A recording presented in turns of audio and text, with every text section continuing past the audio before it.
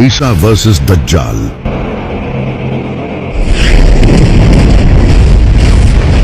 Future की सबसे बड़ी जंग। आखिर किस तरह दज्जाल टेक्नोलॉजी का यूज करके लोगों को बहकाएगा और किस तरह हजरत ईसा अलैहिस्सलाम इसका मुकाबला करेंगे। इस सुपर पावर से लड़ने में बिजी होंगे तो चलो हमारी तकदीर को पाते हैं।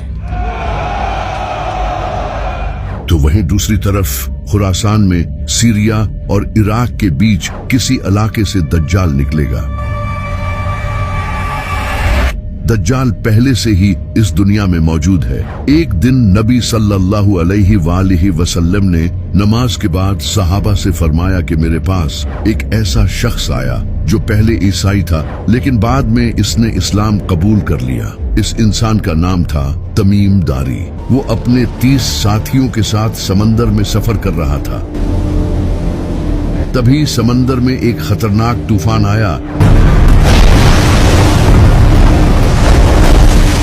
जिससे इनका जहाज एक मिस्टीरियस आइलैंड पर पहुंच गया। जब वो लोग वहां पहुंचे तो उन्होंने वहां एक बालों से भरे हुए जानवर को देखा जिसके आगे और पीछे के हिस्से का ही पता नहीं चल रहा था। तो उन्होंने उससे पूछा कि तुम क्या हो? तो उसने कहा मैं अल-जसासा हूँ। इसने उन लोगों को एक जगह जाने का कहा और बताया कि वहां एक इंसान तुम्हारा इंतजार कर रहा है। तो तमीम और इसके साथी वहां पहुंचे और उन्होंने एक बड़े इंसान को देखा जो कि जंजीरों में जकड़ा हुआ था। इसके हाथ पांव सब जंजीरों से बंधे हुए थे। इसने तमीम और इसके साथियों से कहा मुझे बेसान के दरख्तों के बारे में बताओ। तो उन्होंने कहा वो फलों से भरे हुए हैं। तो इसने कहा वो बहुत जल्द फल देना छोड़ देंगे। फिर इसने कहा मुझे गलीली के समंदर के बारे में बताओ। तो उन्होंने कहा कि उसमें बहुत सारा पानी है। इस पर इसने कहा बहुत जल्द वो खुश्क हो जाएगा। फिर इसने कहा मुझे जुगर के चश्मे के बारे में बताओ।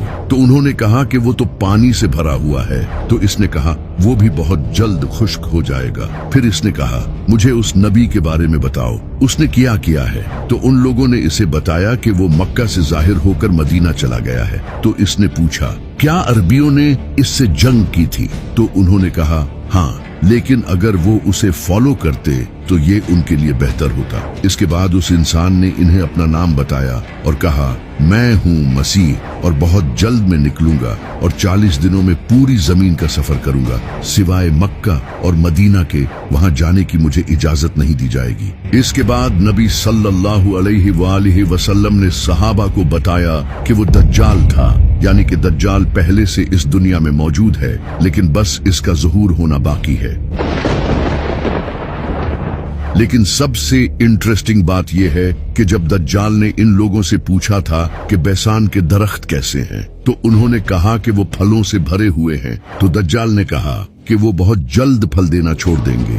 बैसान आज फिलिस्तीन के नॉर्थ में एक हिस्टोरिकल शहर है जिसे आज बेट शेयान कहा जाता है। कमाल की बात यह है कि आज वहां आबादी बढ़ने और पानी की कमी की वजह से एग्रीकल्चरल एक्टिविटी कम होती जा रही है, खास तौर पर खजूर के दरख्त जो कि तकरीबन खत्म ही हो चुके हैं। इसी तरह दज्जाल ने कहा था कि गैलीली का समंदर भी खुश्क हो जाएगा। ये समंदर आज इसराइल और फिलिस्तीन के लिए फ्रेश वाटर का एक बहुत बड़ा जरिया है जिसे लेक टाइबेरियस भी कहा जाता है। लेकिन पिछले 50 सालों से इसका वाटर लेवल डेंजरस लेवल तक नीचे जा रहा है। इसराइल की हुकूमत ने कई बार वार्निंग दी है कि क्लाइमेट चेंज और ओवर यूज की वजह से ये खुश्क हो सकता है। इसी तरह दज्जाल ने कहा था कि जुगर का चश्मा भी खुश्क हो जाएगा जो कि आज जॉर्डन के डेड सी के करीब है। इस इलाके का स्प्रिंग सिस्टम भी क्लाइमेट चेंज और मिसमैनेजमेंट की वजह से कमजोर होता जा रहा है और जॉर्डन की वादियों के कई चश्मे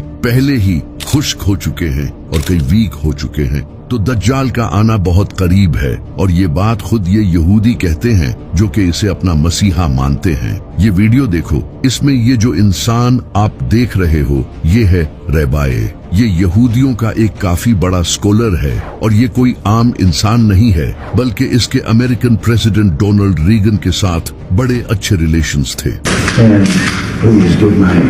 warmest regards to the Rebbe on this his 86th birthday. ये रैबाए यहाँ